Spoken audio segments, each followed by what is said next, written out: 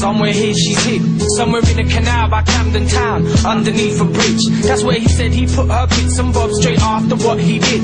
Every time I pass the lock I stop and wonder where she is. You see, Suzanne was quite a looker, quite tasty for a high street hooker. She had a nice shape, nice ass, nice breasts, I guess that's why he took her.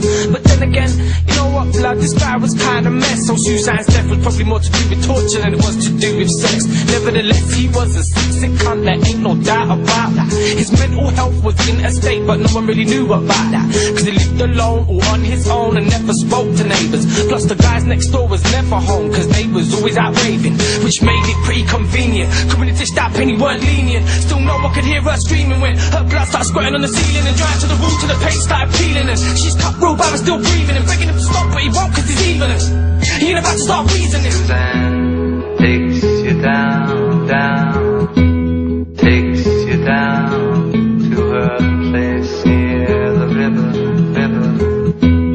near the river. It's 10 o'clock on a Friday night. Susan don't know it, but soon she'll die. She's working the streets like she does every night, putting in punters left and right. She sees one guy, he says, "Hard, you wanna fuck? Only if the price is right." Suzanne says with a smile on her face. Screen goes blank, now they're back at his place. Back at his place, Suzanne takes off her clothes while he makes her a drink in the kitchen. That's what she's thinking when she hears metal objects clinking. Need any help, she says loud and clear. He don't answer her back. He's only in the next room, it's not like he can't hear. Why's it going on like that? Suzanne picks up a towel to cover her breasts and on, then goes and sees Wagwan.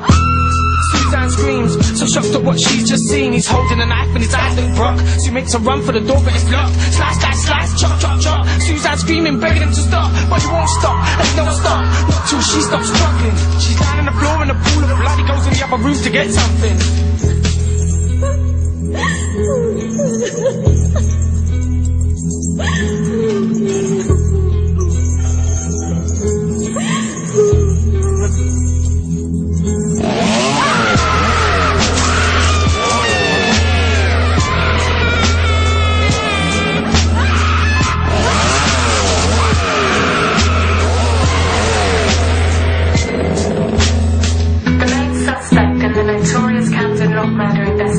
Was convicted today.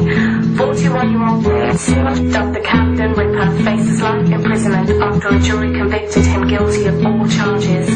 The body of Suzanne Smith, his fifth victim, has still not been found, and police have given up the search. Claims he threw her in the canal after decapitating her head and severing her arms and legs from her torso.